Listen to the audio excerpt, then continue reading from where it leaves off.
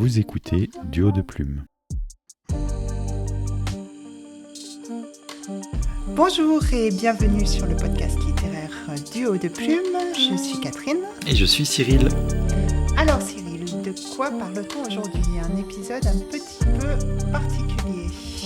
Oui, ils sont tous particuliers nos épisodes. Oui, c'est vrai, et ils sont tous formidables. Oui. Ça va sans dire. On vous renvoie vers notre backlist. Allez visiter tous les autres épisodes. Et liker, et partager, et tout ça. Bon, de quoi on parle aujourd'hui ? On a décidé de parler des auteurs, en tout cas de se partager les auteurs qui nous ont inspirés. Voilà, donc au sens très large. Un petit épisode speed inspiration. C'est voilà. De l'inspidating. J'avais envie de dire ça, j'avais envie de le speed inspiration. Donc, voilà, speed inspiration. De manière... Alors toi, comme tu es toujours, comme tout le monde le sait, très très ordonné, tu es le gars ordonné du duo, et moi, je suis la fille fouillie. Donc toi, c'est chronologique ? Je ne savais pas par où l'attraper, donc effectivement, je me suis dit, quels sont les premiers qui t'ont inspiré, influencé, retourné un peu la tête Et puis après, j'ai enchaîné, quoi. Donc, j'ai fait ça depuis l'âge adolescent jusqu'à maintenant. Voilà, et puis moi, j'ai fait comme ça me venait. Donc, il n'y a pas d'ordre de préférence particulière, en tout cas. Ce qu'on va essayer, c'est... Non, mais il y a des auteurs où on se rejoint, c'est rigolo. Oui, il y a des auteurs où on se rejoint. Donc, ce qu'on va essayer, c'est de dire en quelques mots chaque fois ce qui nous a inspiré chez ces auteurs. Et, on va essayer, en tout cas. Et comme ça vous permet de découvrir un petit peu plus nos univers d'écrivains, peut-être. Après, il y a des gros classiques, donc il n'y a pas beaucoup de... Oui, on n'est pas originaux. Alors, tu ouvres le bal. J'ouvre le bal. Du coup, enfance et adolescence, beaucoup de BD. Mais ce qui m'amène à la littérature, au livre, c'est le Club des 5, principalement, et la série verte. Ouais, alors je l'ai aussi. Bon, je raye. Tu peux rayer.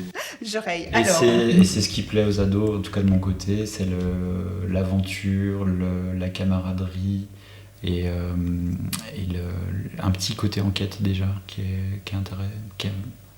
C'est ma vision d'adulte, ça, mais je pense que c'est ça qui m'attirait là-dedans. Oui, et puis pour ma part, alors même chose, et puis le côté série qui s'opposait beaucoup. Parce que moi, j'ai lu beaucoup de classiques quand j'étais enfant et ado, et c'était ce qu'on appelle maintenant des one-shots, quoi. Tandis que ce que j'aimais bien justement notamment le Club des 5. Alors, le Club des 7, j'aimais moins, mais le Club des 5, par exemple, c'était de retrouver mes héros d'un épisode à l'autre, d'un tome à l'autre, et leur personnalité qui s'affinait d'une aventure à une autre aventure. Et ça, c'est quelque chose que j'aimais beaucoup. On a l'impression de retrouver des vieux amis à chaque nouveau livre. Puis il y a cet effet un peu collection qui était magique quand on m'achetait un nouveau livre du Club des 5, c'était waouh, la fête, puis tu le ranges dans ta bibliothèque. Non, moi je l'ai découvert dans la bibliothèque de mes parents, en fait, enfin de ma mère. Donc ils étaient déjà là. Donc je l'ai piqué au hasard, en fait. Donc il n'y avait pas ce côté linéaire, mais c'est les mêmes zéros. Il fallait la faire, voilà. Ça c'est fait. C'était les mêmes héros, les mêmes personnages, effectivement. Oui, et moi j'ajouterais la collection, alors ces collections-là dans la littérature jeunesse de l'époque, parce que nous on est maintenant des vieux, donc on n'avait pas beaucoup de choix en jeunesse. Je crois qu'on l'a déjà dit dans d'autres épisodes. Qu'on était vieux. Une thérapie à ce sujet. Et puis moi il y avait les signes de piste. Alors là pour le coup les signes de piste étaient vraiment... Oui, mais c'est parce que ça pour le coup ils étaient déjà dans la bibliothèque et c'était des lectures de ma maman, mais il y a notamment le bracelet de vermeil de Serge Dalens. C'est très vieillot, ça date ça a été écrit entre les deux guerres. Et ce sont des histoires qui se passent dans le bracelet de vermeil, ça se passe pendant la guerre, c'est très daté. Mais c'était déjà c'était des scouts, donc des histoires d'amitié, d'aventure, ce dont tu parlais, avec des jolies valeurs. Les thématiques que j'ai citées là, quoi. Oui, Camaraderie, aventure. Absolument, absolument. Et un côté enquête, en général. Oui, alors un côté mystère. Alors dans Mystère, oui, plus le qu'enquête. bracelet vermeil, en plus, c'est vraiment une histoire avec une malédiction qui traîne depuis des années. Donc c'est tous des secrets enfouis. Il y a ce mystère dont on pourrait presque croire que c'est du fantastique. En fait, pas. Mais j'avais vraiment adoré ce bouquin. Je l'avais même racheté en édition collector. Il était ressorti il y a une quinzaine d'années, comme quoi il y a quand même les adeptes de ce livre, qui est quand même une référence pour les adeptes du genre, et je l'avais racheté, je l'ai perdu, je sais pas où il est, mais il faut que je le rachète. Tu lisais des BD ? Je lisais des BD, oui, un petit peu, extrêmement classiques. C'est vrai, je les ai pas mentionnés dans ma liste. Extrêmement classiques, Goscinny, Uderzo, Hergé, donc Astérix, Lucky Luke, Tintin. Et après, je venais là-dessus sur Tintin, justement pour le côté enquête et mystère. C'est vrai, ouais. Et puis déjà, c'était quand même pas mal littéraire, hein. Tintin, il y a beaucoup de textes. Oui. Je trouve que ça t'amène quand même à... Peut-être. Tout doucement. Et après, t'as Blake et Mortimer, et puis sur les enquêtes, les choses comme ça. Alors moi, j'ai pas du tout lu. Moi, je lisais Is No Good, qui me faisait beaucoup rire, qui voulait devenir calife à la place du calife. Et, sans spoiler qu'il n'y arrivait pas, mais c'est l'humour vraiment classique, mais je trouvais ça très drôle. Et puis Achille Talon, que j'aime beaucoup. On aime ou on n'aime pas. Qu'on peut relire à tout âge, en fait. Oui, absolument, avec des bons mots. Parfois, ça va être très lourd, mais très drôle aussi. Voilà, mais ma culture BD s'arrête un petit peu là, je crois. Alors, moi, après, j'ai un trou parce que je découvre les jeux vidéo. Et tu lis plus. Et je lis plus, je joue beaucoup. Par contre, le développement scénaristique des jeux vidéo, quelque part, s'inscrit et m'inspire aussi. Donc, il y a des jeux d'aventure qui ont été importants dans mon développement, on va dire. Comme lesquels ? Le manoir de Mortevielle. Oui, alors moi, je vais rester neutre parce que je une enquête joue pas, donc, à la Agatha Christie, on va dire, ou à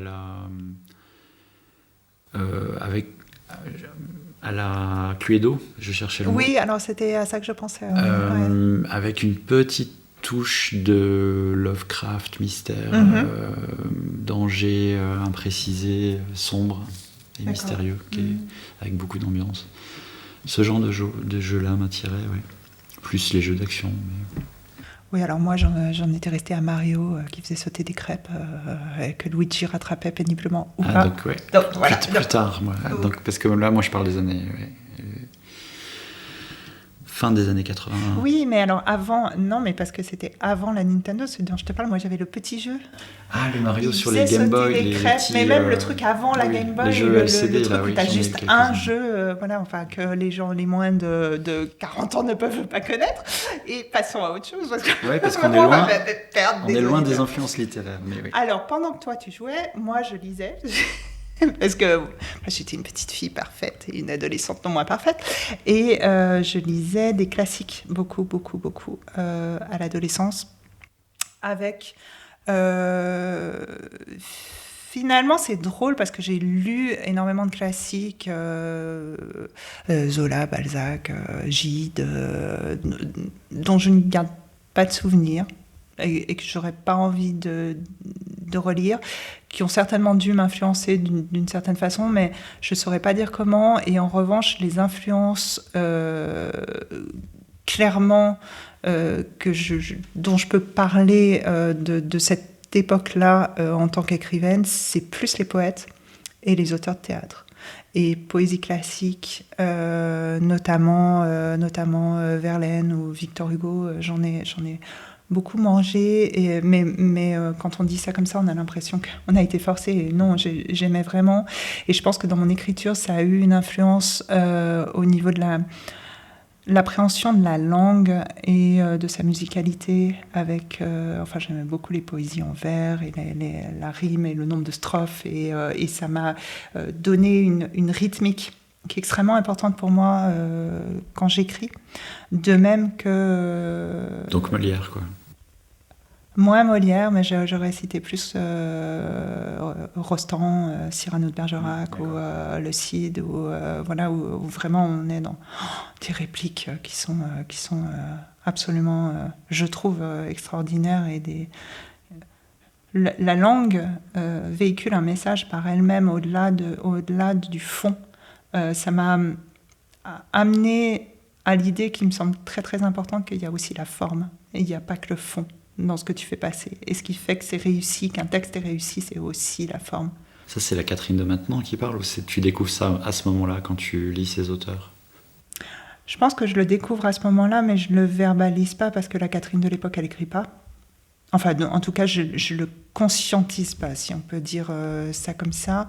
Mais avec le recul, je me rends compte que dès que j'ai commencé à écrire, les tournures de phrases et le fait de mettre la virgule à cet endroit-là plutôt qu'à cet autre endroit et de changer parfois un mot parce que il fait 3 syllabes et que ça sonne mieux à mon oreille s'il en fait 4, donc je vais trouver un synonyme qui en fait 4 parce que ça va mieux marcher. C'est quelque chose que je fais pas consciemment mais que je fais tout le temps. Et alors je ne sais pas si ça se ressent dans la lecture, mais qui est important pour moi, et c'est aussi important en tant que lectrice, c'est-à-dire que les textes qui me font vibrer sont souvent des textes où il y a une musicalité. C'est ces textes où tu as envie de les dire à voix haute. Il n'y a pas seulement le message qui est véhiculé, il y a la phrase qui est juste dans une rondeur, ou dans un rythme parfait. Et l'influence en tant qu'auteur, pour m'imprégner de ça et sans doute l'intégrer, le ressortir avec mes petites capacités. Je n'ai pas la prétention d'être au niveau des auteurs suscités. Néanmoins, je pense que c'est l'influence de ces auteurs classiques. Voilà. Tu as lu aussi dans d'autres langues, parce qu'on parle de musicalité de la langue, donc en l'occurrence française, etc. Parce que moi, j'ai découvert ça bien plus tard déjà. J'ai lu quelques classiques, mais entre guillemets, du fait de la scolarité. Oui. Donc quand on t'impose quelque chose, il y a un peu moins de plaisir, quelque part, rien que pour le principe. En tout cas pour moi, c'était ça, on me forçait à lire certaines choses, même si, alors, bizarrement, ce qui m'a le plus éclaté, c'est probablement Rabelais et ce genre de Gargantua, ce genre de choses. Oui, c'est chouette aussi dans un autre genre. Dans un autre genre, oui. Par contre, ce que tu décris de la musicalité, de la construction d'une phrase pour qu'elle sonne aux oreilles et puis qu'elle apporte une certaine émotion en plus du message, je l'ai trouvé en anglais, en lisant certains poèmes anglais ou des choses comme ça. Et j'arrivais pas à Et maintenant, quand je reviens sur le français, ça m'atteint en tant qu'adulte plus facilement, mais à cette époque, on parle de l'adolescence ou de la jeune adulterie. Je n'ai pas peur de mélanger les... Non, je vois quelle audace. À cette époque, ça me touchait pas du tout, où je m'en rendais pas compte. Oui, mais c'est également mon sentiment, c'est qu'à cette époque, c'était un petit peu malgré moi, mais je pense que je le définis comme ça. C'est drôle parce que j'ai une connaissance que j'ai rencontrée plus sur les réseaux, qui est poète également, qui écrit des poèmes, et il m'avait envoyé des poèmes, il m'avait parlé de ses poèmes avant de m'en envoyer quelques-uns, et je me souviens parce que ça m'a extrêmement étonnée.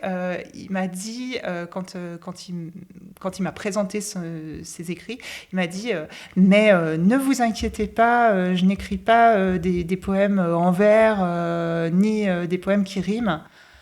Et je pense que c'était fait pour me rassurer, mais en fait, il m'avait très, très mal cerné parce que j'avais envie de lui dire, mais je vais donc pas aimer, vraisemblablement. Parce que pour moi, alors j'exagère quand même un petit peu, je suis capable d'apprécier aussi de la poésie qui ne soit pas en vers, mais il y a un petit truc qui manque quand même. Et en effet, en l'occurrence, malheureusement, dans ces poèmes qui...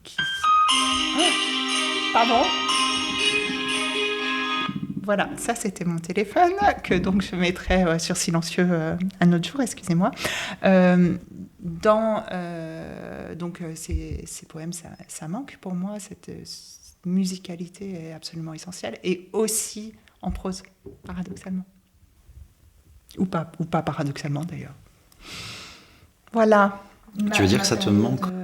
Ça veut dire que pour moi c'est indispensable. Ah oui, d'accord. J'ai été perturbée par mon coup de téléphone tempestif. J'ai formulé ma phrase bizarrement, désolée. Ouais. Surtout que c'est l'inspecteur des impôts qui t'appelait, donc c'est un peu dommage. Oui, donc c'est ça. On peut couper, s'il te plaît.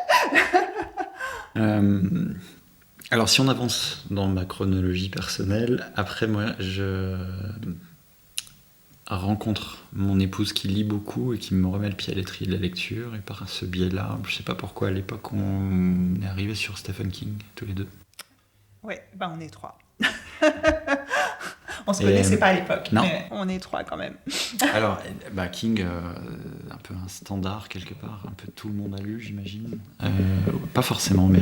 Probablement pas forcément, dans mon entourage, tout le monde l'a mais c'est quand même une référence, c'est un monument.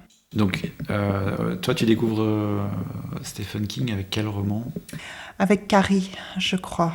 Avant d'avoir vu le film ou Oui, parce que ma maman me fait découvrir. Ma maman me fait découvrir beaucoup de choses avant que je ne m'autonomise et que je choisisse mes lectures toute seule. Et j'ai découvert donc Stephen King avec les premiers. On va arrêter de dire qu'on est vieux. Parce que à un moment donné... On a parlé de la littérature classique. Donc, oui. Donc Carrie... alors, toi, c'était Christine, hein, oui. La voiture maléfique. Alors, qui m'a moins frappée, moi, Christine.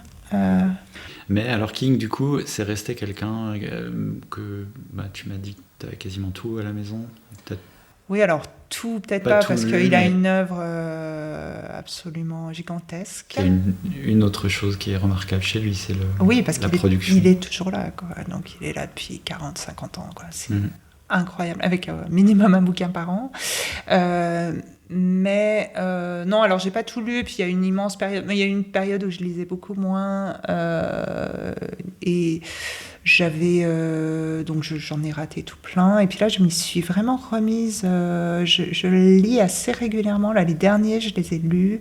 Alors j'ai pas lu Billy Summers, c'est un des derniers, parce que le thème me branchait pas, mais le dernier en date, à l'heure où on publie cet épisode, c'était Au lit, que j'ai lu, plutôt bien aimé. J'avais beaucoup aimé Contes de fées, qu'il a sorti il y a pas extrêmement longtemps.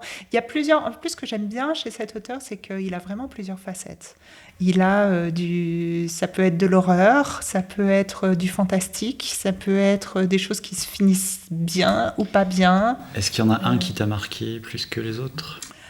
Alors, celui qui m'a le plus marqué, je pense, c'est un recueil de nouvelles, c'est Brume.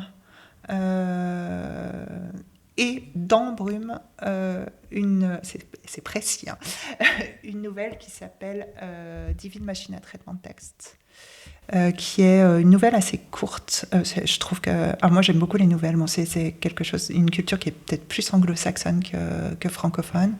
Et cette nouvelle est absolument... est très simple à la manière de Stephen King et développée d'une manière... brillante. C'est un type qui son fils lui fabrique son fils, c'est un petit géo, trouve tout, et il est écrivain et il lui fabrique une machine à écrire électrique, et il s'aperçoit que quand il écrit des choses puis qu'il les efface, ça efface dans la vraie vie. Donc s'il tape j'ai mon téléphone sur la table et qu'il efface la phrase, ça efface le téléphone. Et bon, il se passe tout un tas de choses, et c'est brillantissime, et en plus ça finit bien, et ça finit de manière extrêmement satisfaisante. Et ça, si je devais garder qu'un texte, je pense que ce serait celui-là. Et puis le corps aussi, alors ça c'est dans différentes saisons, j'ai beaucoup aimé ce recueil aussi. Le corps qui a donné Stand By Me, le film, Et puis, qui a donné dans le même recueil, il y a aussi les Évadés, qui ne s'appellent pas comme ça dans le livre. Je t'en ai demandé qu'un. Mais... Ouais, c'est ça, mais arrête-moi. Non, mais à un moment, arrête-moi, parce qu'on va encore faire un épisode de 3 heures et ça va pas aller. Là où je suis étonné, enfin, ça m'étonne de moins en moins, mais je nous retrouve encore un autre point commun, c'est que moi aussi, c'est une nouvelle chez Stephen King, c'est Les Langoliers. Ah ouais, Les Langoliers, elle est exceptionnelle. C'est dans Minuit 2, je crois. Possible. Ouais, parce que je l'ai relu il n'y a pas longtemps, en me disant j'ai envie de relire cette. Et celle-là m'a explosé la tête. Mais je crois qu'il y a une adaptation. Oui, mais très, justement, très c'est pour ça minable. qui est pas terrible du tout. Et je me suis dit, j'ai pas aimé l'adaptation. Et je me suis dit, mais. Il faut que je corrige ça, je vais oui, relire le texte. exactement. Et la nouvelle est exceptionnelle. Mm. Ouais. Mais Stephen King, il est génial, là. Il y en a qui sont pas bons. Bon, c'est très subjectif de dire ça, mais il y en a, des fois, tu dis, bon, bah ok, c'est raté, quoi. Mais sur la masse, il y en a quand même plus qui t'emportent, et quand ça t'emporte, c'est juste... Alors Stephen King, qui est le prototype du jardinier, on parlait des auteurs jardiniers, il paraît, des auteurs architectes. Et je sais pas comment il fait. Il décrit ces histoires comme des ossements, et il est l'archéologue qui dépoussière l'ossement pour en découvrir la forme au fur et à mesure qu'il écrit. Oui, puis d'ailleurs, il dit dans son livre de mémoire sur l'écriture, c'est un métier, ou je sais plus comment ça s'appelle, mais mémoire d'un métier. Il me semble qu'il dit il a eu quand même pas mal de problèmes avec la drogue, on peut le dire parce qu'il le dit ou lui-même, l'alcool, oui. et qu'il y a certains de ses romans, mais je crois qu'il avait un accident de voiture et puis il était du coup sous opiacés, et il a écrit certains romans, et notamment je crois Cujo, il me semble, enfin les premiers romans, il garde, alors dit-il après, est-ce que c'est vrai, mais pourquoi est-ce qu'il mentirait après tout, il garde aucun souvenir de l'écriture de ce roman, quoi. C'est assez étonnant. Ouais. C'est assez étonnant. Enfin bon, Stephen King, on est d'accord. Grosse influence. Et après, moi, je fais un virage dans le genre, du coup, on y est bien avec Stephen King, mais je pars beaucoup sur la science-fiction, et je découvre Isaac Asimov et le cycle Fondation, qui est une épopée grandiose sur plusieurs dizaines de milliers d'années, dans un univers pas si éloigné, ou très éloigné, selon comment on voit les choses. Et je les ai à la maison, je n'ose pas les relire. C'est une série maintenant sur Apple TV, que je vois avec plaisir, mais parce qu'elle est assez éloignée des romans originaux. Comme souvent dans ce cas-là. J'ai peur de le relire, comme beaucoup de ces trucs qui m'ont inspiré, de peur d'être déçu de la relecture. Et parce puis... C'est daté aussi. Ouais, quelquefois, il y a... Alors moi, je sais que j'avais essayé, je l'avais pris à la bibliothèque, et j'avais pas du tout accroché, mais moi, c'est vrai que la science-fiction, j'ai vraiment une culture faible, et j'ai du mal à m'immerger dans les univers trop différents du mien. J'ai besoin de mes repères. Donc voilà, pour moi, Asimov qui m'amène après sur Philippe K. Dick et Arthur C. Clarke, avec 2001, l'Odyssée de l'espace, etc. Puis il y a le film aussi qui a influencé, et puis il y en a 3 autour de la même thématique, qui m'ont amené vers la science-fiction.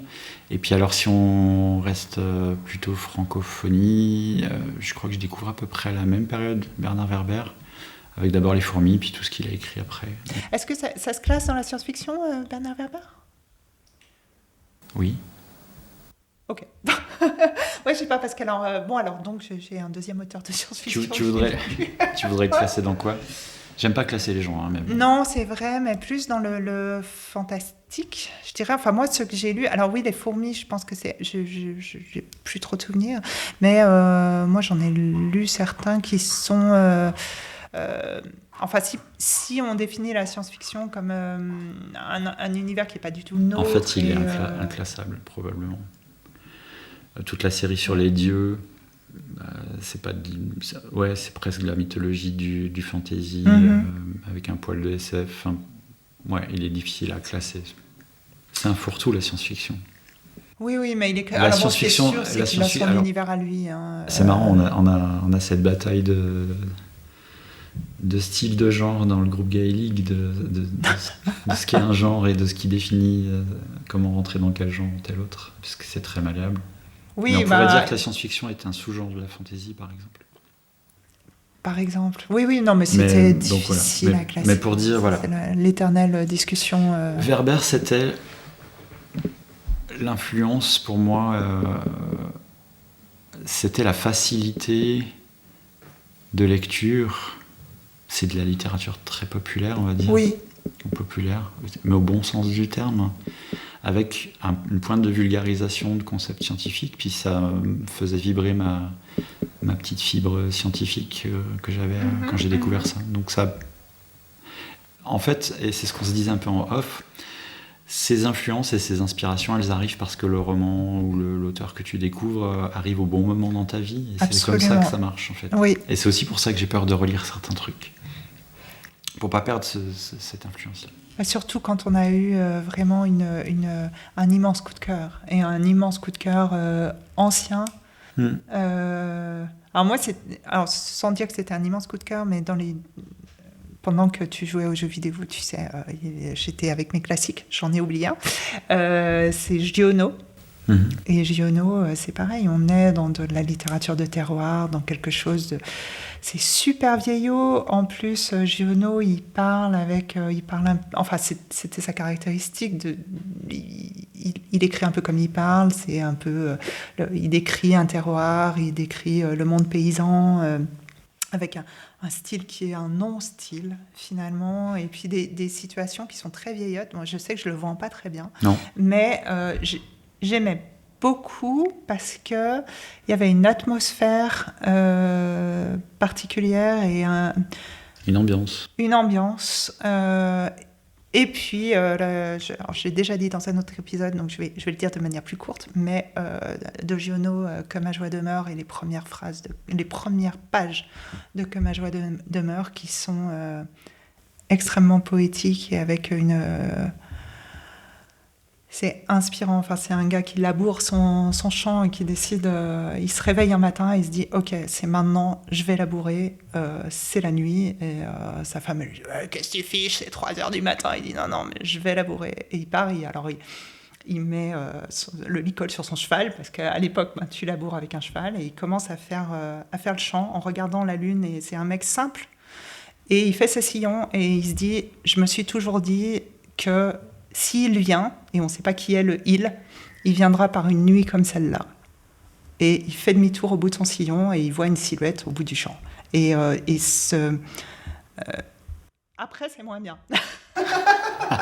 Après, j'ai essayé de le relire, j'ai été subjuguée par ces premières pages et après, j'ai arrêté. Mais ces premières pages sont magnifiques parce qu'elles sont dans l'évocation de la nature brute, de la communion de l'homme avec la nature. Et ça, c'est aussi, je trouve, quelque chose qui est difficile en littérature, d'avoir cette communion et cette nature qui devient un personnage. Et je trouve que les premières pages de ce roman sont... extraordinaire à ce titre. Alors, ça ne m'a pas nécessairement influencée dans mon écriture, parce que je n'écris pas forcément des choses de ce type-là. Mais c'est beau. C'est beau, donc ça me déclenche une émotion. Il faut s'entourer de belles choses. Oui. Et voilà, donc Giono. À toi. Alors moi, après, je découvre ce qui m'amène à l'écriture, en fait. Et c'est les auteurs de thrillers et de policiers. Donc c'est Maxime Chatham avec la trilogie du mal, que je peux relire là pour le coup sans problème, en tout temps et toute heure, et qui m'a inspiré l'envie d'écrire des histoires comme ça. C'est Tillier, et puis Fred Vargas. Avec Vargas, on se rejoint tout à fait. Adamsberg, notre chouchou. Avec ce personnage incroyable et ce goût du simple, cette mise en valeur des petites gens et des idées simples. Et en même temps, la si complexité complexe. Des personnages. Ouais. Cette humanité incroyable. Et ça au travers de policiers et du genre policier. Et alors ouais, elle m'a beaucoup et puis une puissance quand même moi je trouve que ce qui démarque Vargas de beaucoup d'autres auteurs de polar, c'est la puissance littéraire quand même. Je trouve. Il y a un côté poétique et très construit et très c'est vrai qu'il y a une c'est très littéraire. Alors que souvent, les polars c'est un langage qui est plus simple, qui est plus... c'est l'intrigue qui est mise en valeur en premier, mais avec... enfin, je trouve, c'est moins littéraire que Vargas. Vargas, on sent qu'elle travaille son texte pour le texte lui-même. Et donc, pour moi, ces trois-là, c'est une espèce de révélation. Ouais, c'est ça que j'ai envie de faire, je veux faire ça. Oui, puis en plus, quand je serai grand, je ferai ça. Direct, une inspiration, parce que tu as commencé, ton premier, c'était un polar. Mon premier publié, c'était un polar. La première fois que j'ai écrit, non, c'était de la science-fiction, puisque c'était à l'époque d'Asimov et de Clarke, etc. C'était une nouvelle de science-fiction. Parce que quand tu as découvert ces auteurs de polar dont tu parles, là, ce trio, c'était quand ? En âge ? Ouais. Au moment où la trilogie est sortie, je sais plus. C'était entre... Les années 90 ? Ouais, quelque chose comme ça. Ouais.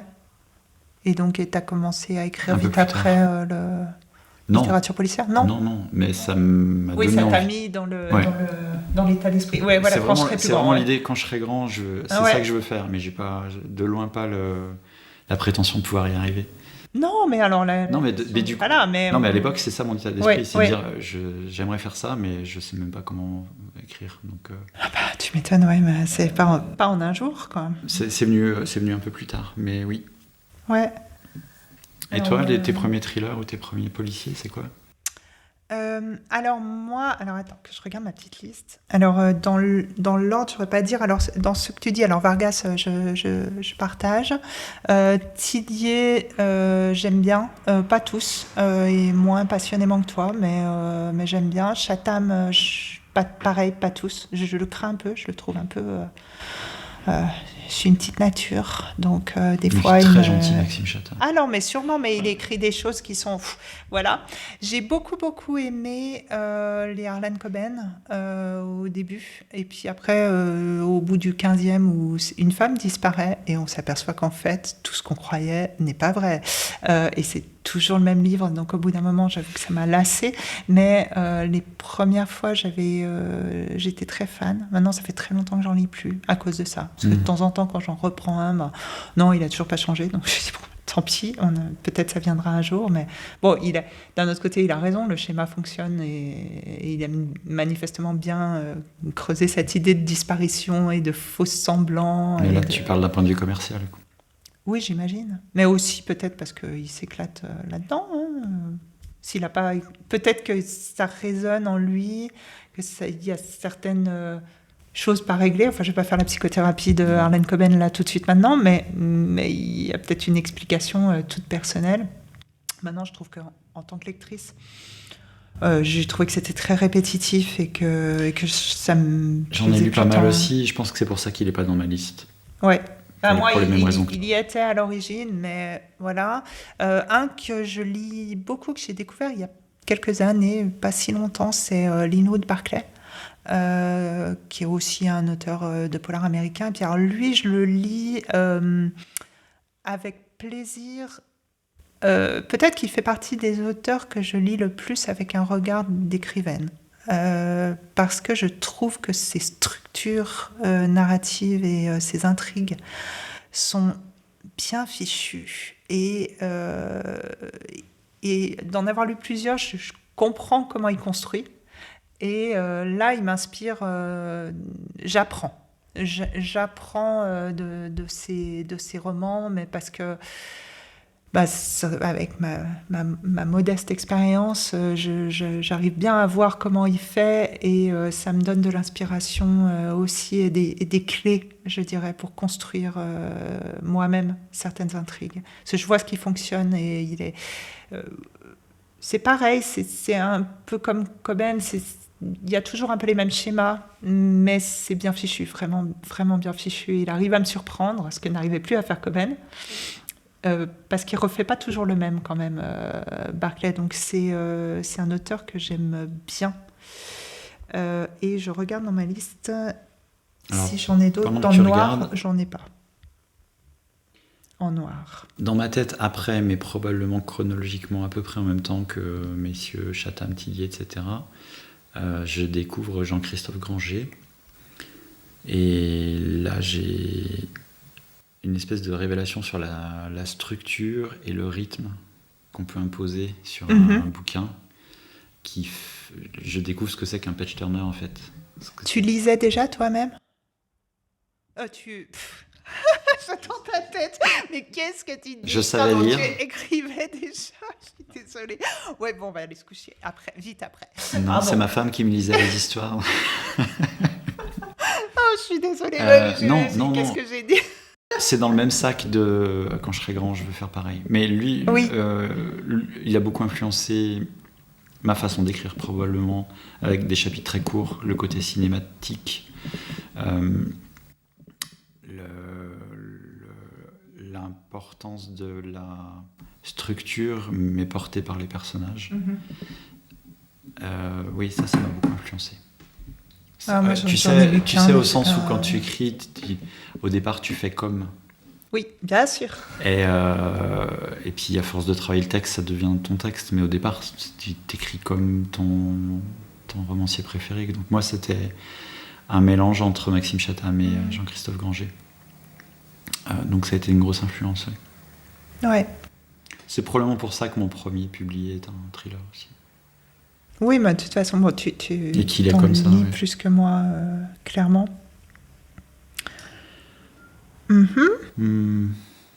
Alors, si on avance, moi, de mon côté, qu'est-ce que j'ai ? Ah oui, je découvre Neil Gaiman. Je découvre Neil Gaiman par le bouquin qu'il a coécrit avec Terry Pratchett, qui s'appelle De bons présages en français. Oui. Good Omens en anglais, en version originale en anglais. Qui est un... Alors déjà, le bouquin est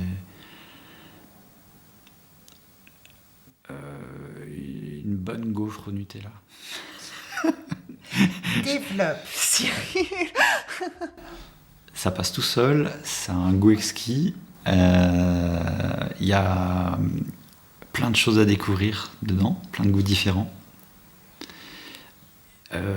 J'y découvre aussi en même temps qu'on peut faire rire, que c'est très compliqué de faire rire, mais Très compliqué de faire rire, sourire. Ouais. Mais quand c'est réussi, c'est voilà. jouissif. En fait, il y a un côté exquis comme ça, un côté bonne gastronomie. Oui. Et ce qui me retourne le cerveau, c'est de découvrir comment ils ont fait pour l'écrire. C'est-à-dire, c'est une vanne entre potes, quoi. Je t'écris un chapitre, qu'est-ce que tu vas faire avec ça ? Vas-y, écris le suivant. Et le lendemain, t'as le suivant, et c'est du ping-pong. Ouais. Et après, ils corrigent le texte. Et ça m'a retourné la tête. Quand tu écoutes Neil Gaiman raconter comment ils ont écrit ça, c'était... Ouais. Et de là, après, Neil Gaiman, un peu tout ce qu'il a écrit, moi, il y a un côté très poétique, très poétique et construit, et dans le genre, et dans... J'ai pas l'air d'en être, mais j'en suis, et je te fais découvrir quelque chose quand même, alors que tu avais l'impression de découvrir autre chose. Et il y a toujours 5 niveaux de lecture. Plus la qualité... Alors, probablement, à l'époque, je lisais pas en anglais, donc il y a aussi la qualité des traducteurs. De toute façon, après, c'est un autre problème, oui. C'est un autre problème, mais alors, pour le coup, lui, Gaiman, il avait, pour moi, à mon sens, de très bons traducteurs. Maintenant, je le lis aussi en original.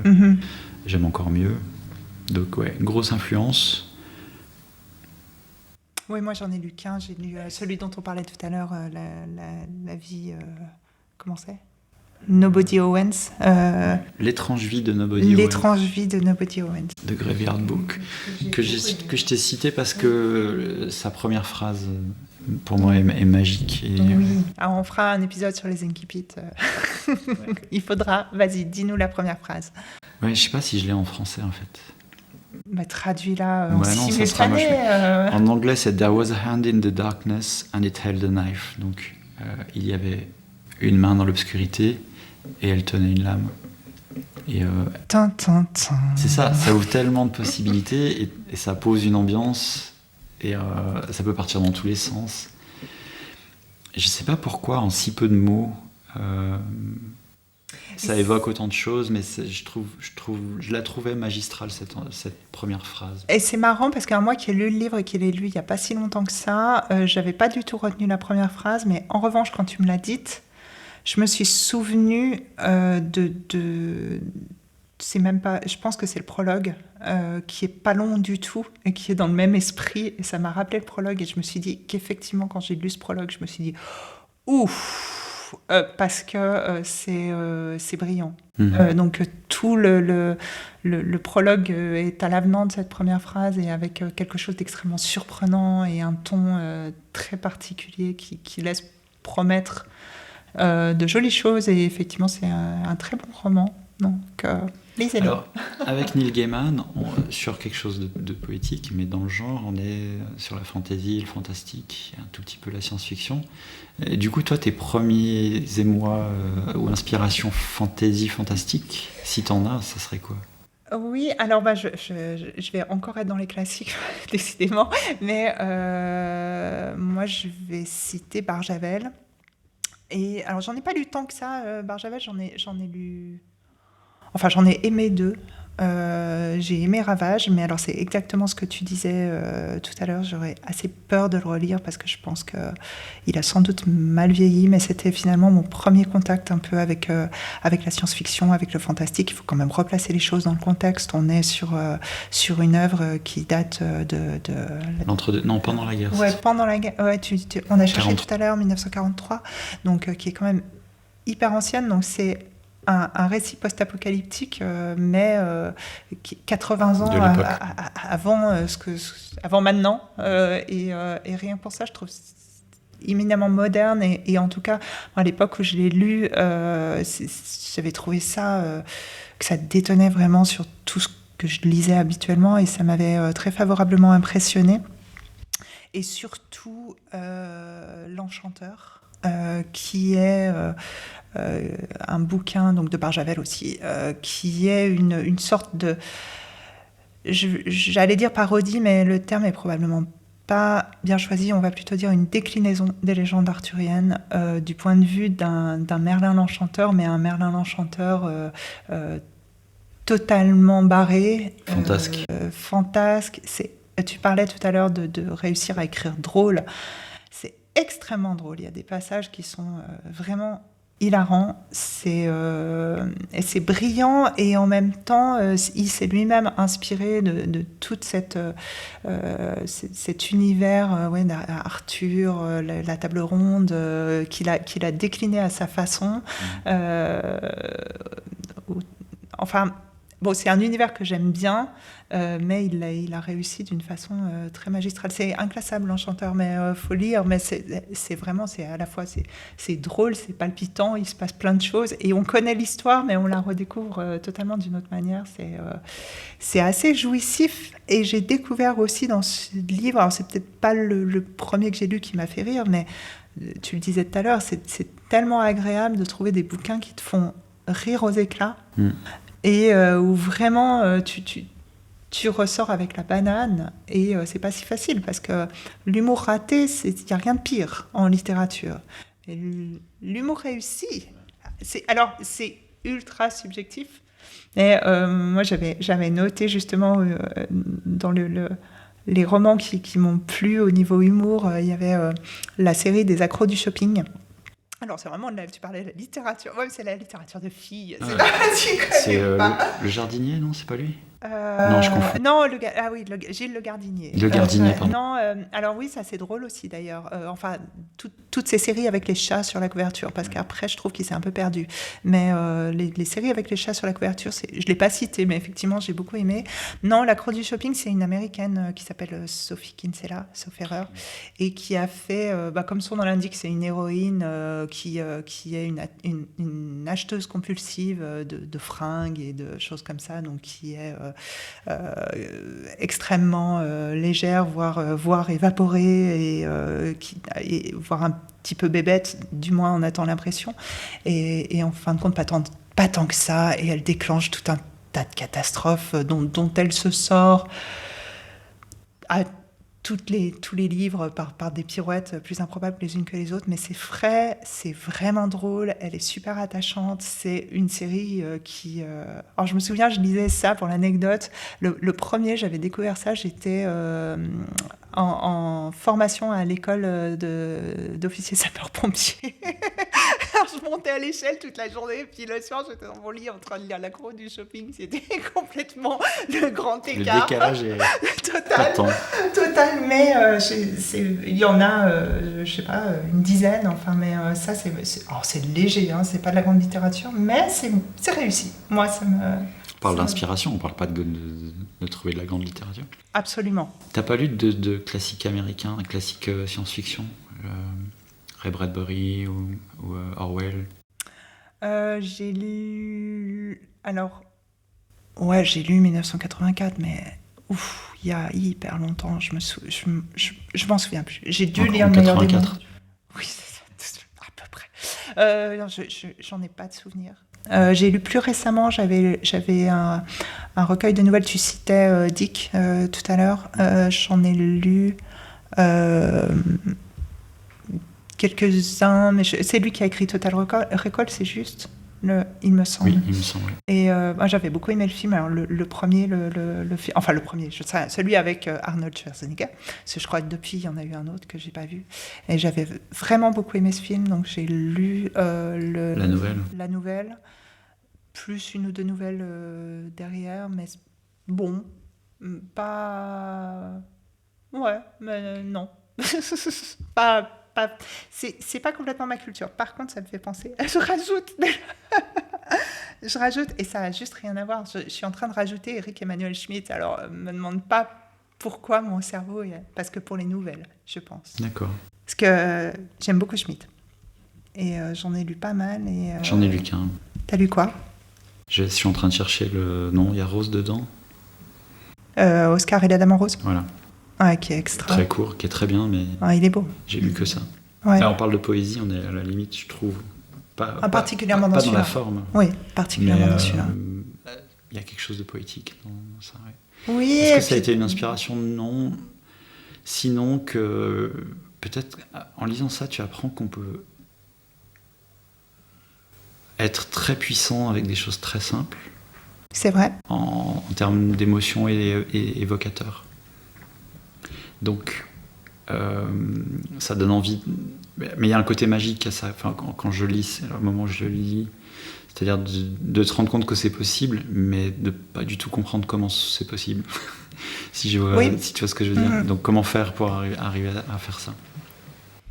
Un peu de talent, probablement. Et beaucoup de travail. Il se débrouille, le petit. Mais ça m'a fait découvrir ça. Un peu comme Gaiman ou d'autres. Oui, dans un autre genre. Alors, pour rebondir sur ce que tu disais tout à l'heure sur l'humour en littérature, et c'est très personnel l'humour, mais moi Douglas Adams me fait pisser de rire à chaque fois, c'est le Guide du routard galactique et ce qui a suivi. Et, je connais pas du tout. C'est un humour très particulier, en même temps qui est très décalé, un peu comme les Y a-t-il un pilote dans l'avion ou ce genre de choses. C'est de la science-fiction, mais c'est vraiment très très drôle.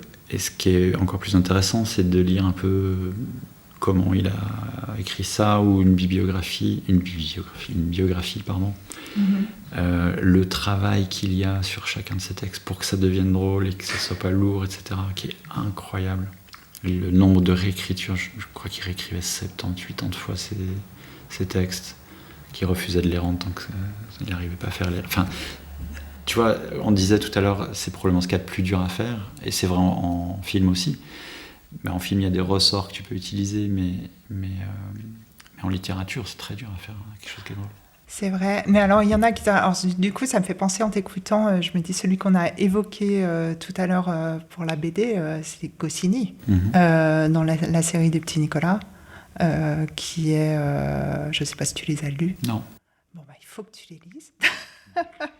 Voilà. C'est bien, ma pile à lire est justement très très basse en ce moment. J'imagine bien comme la mienne, mais le Petit Nicolas, c'est vrai qu'il y a eu plusieurs films qui... Je savais même pas que c'était Goscinny, tu vois. Donc... Ouais, si, c'est Goscinny. Et c'est Goscinny avec des dessins de Sampé. Et les films avec Cadmerade et puis Le Mercier, enfin qui font les parents, j'avoue, je ne sais pas le nom du petit garçon, mais ils arrivent à la cheville difficilement de ce que sont... C'est forcément réducteur un film. Puis là, vraiment, parce que au niveau, le texte est extraordinaire, mais c'est vraiment... Alors, il y a du comique de répétition, il y a des choses... Et puis il y a c'est plus subtil que ça n'en a l'air, donc c'est pas toujours évident à comprendre. Mais j'aime bien les choses où il y a plusieurs niveaux de compréhension. C'est ça. Mais c'est brillant. Le petit Nicolas, c'est vraiment c'est tordant. Et ça n'a pas tellement vieilli. Enfin, moi, je sais que je les relis encore. J'en ai un certain nombre à la maison et je les relis assez régulièrement. Et c'est vraiment drôle. De toute façon, Goscinny avait quand même un sens de l'humour féroce et une capacité à le rendre sur le papier, qu'il soit en BD ou en roman, qui était assez extraordinaire. Hors norme. Oui, absolument.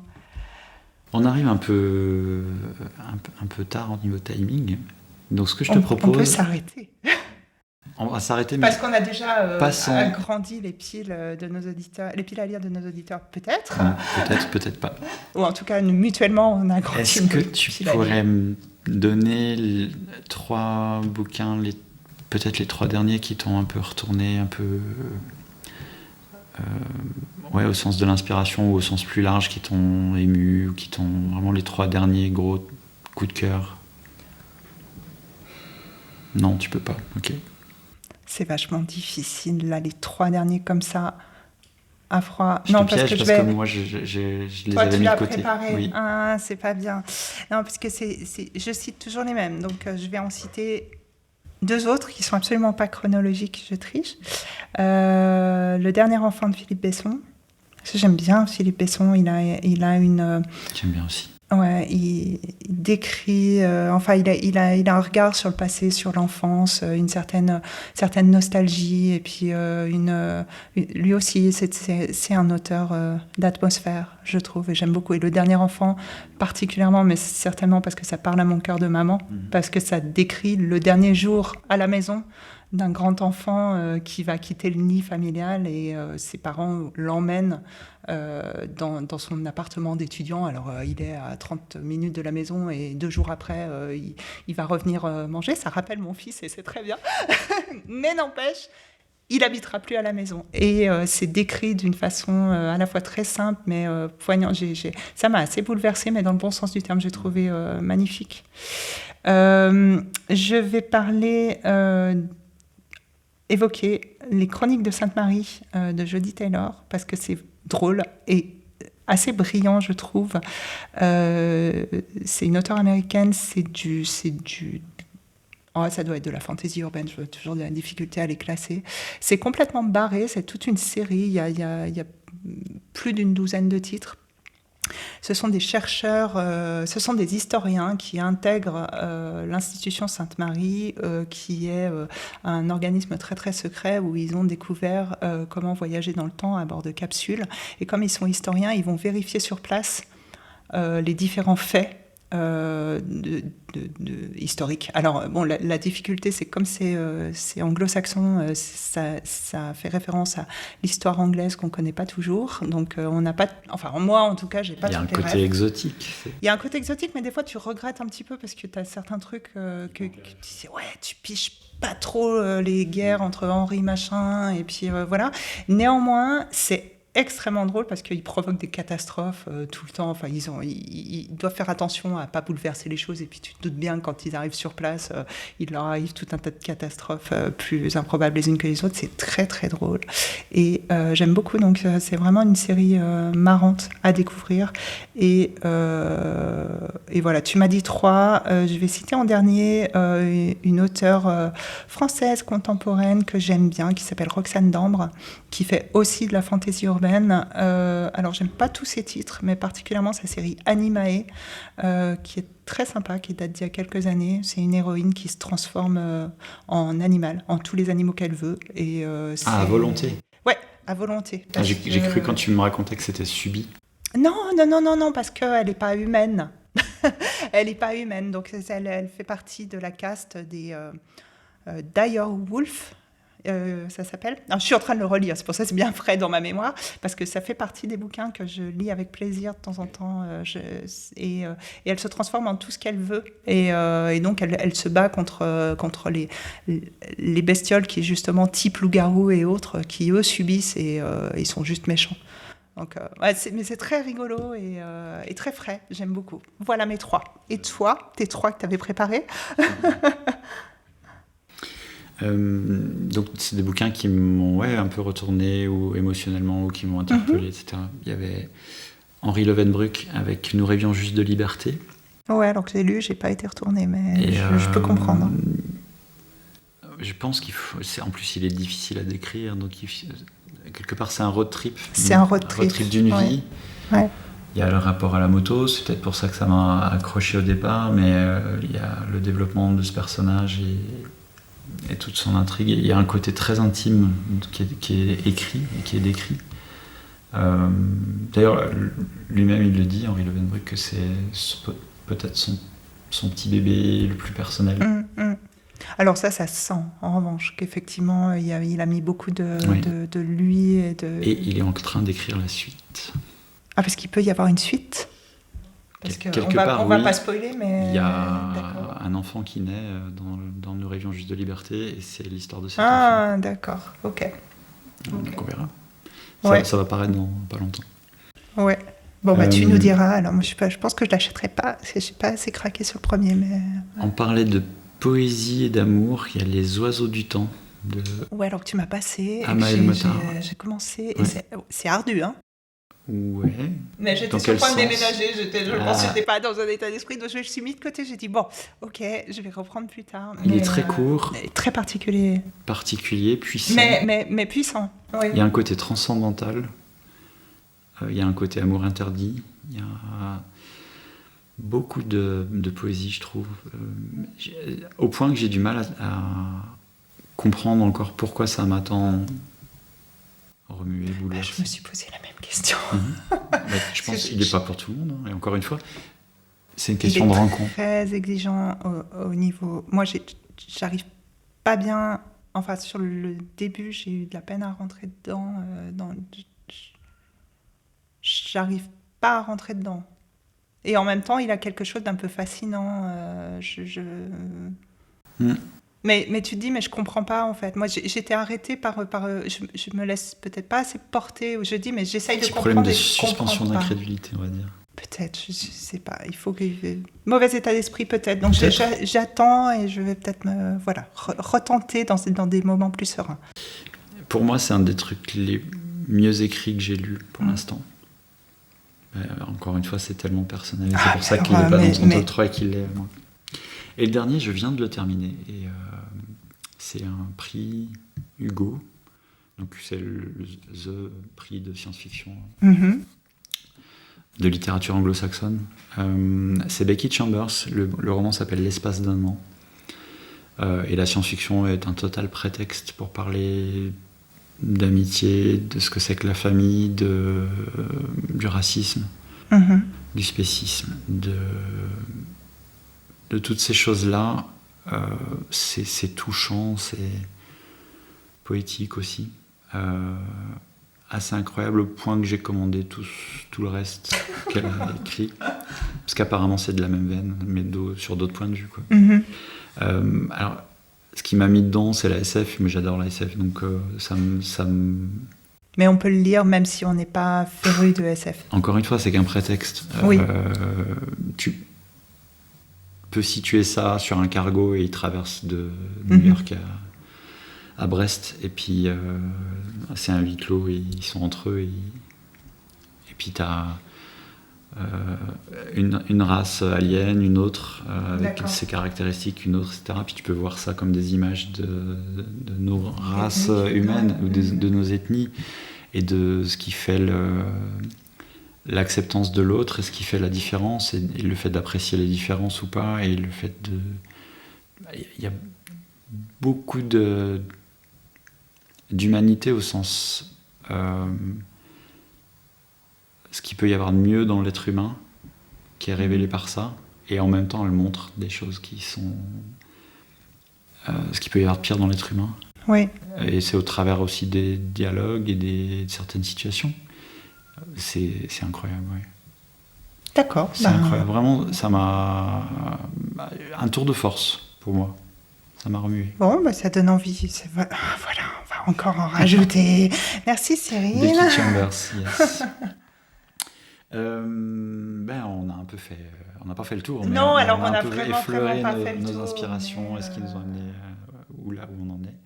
Si vous avez des choses qui vous ont inspiré, des romans qu'on a ratés, que vous aimeriez nous faire découvrir, laissez-les en commentaire, s'il vous plaît. On est comme vous, on adore lire, on adore découvrir des nouvelles choses. Et pour ma part, mon trajet de lecteur, ça a toujours été par le biais de gens que je rencontre et qui me proposent des choses à lire au fil d'une discussion. Bien sûr, en plus c'est encore mieux parce que comme ça ils te les vendent. Et ça c'est et puis intéressant. ils te les proposent parce qu'ils ont justement décelé l'émotion. chez toi, Non, oui. quelque chose. Donc n'hésitez pas à nous laisser ces commentaires-là. Et puis à nous dire si vous avez des romans en commun avec nous, pourquoi vous les avez aimés. Enfin, on aime bien discuter. Donc n'hésitez pas. venez discuter. Et puis on se dit à dans 15 jours. À dans 15 jours avec plaisir. Merci Catherine. Cyril. Un livre, ça peut tout changer parce que ça crée du lien et un lien qui dure longtemps. Un texte, c'est un ruisseau. Par moments, il est très lent. Par moments, il va très fort. Tous les abrutis de marcheurs au pas de la voie que vous êtes devraient lire les livres au lieu de les brûler. Mais vous couchez avec tous vos auteurs, dites-moi. Je ne bosse plus du tout avec des connards.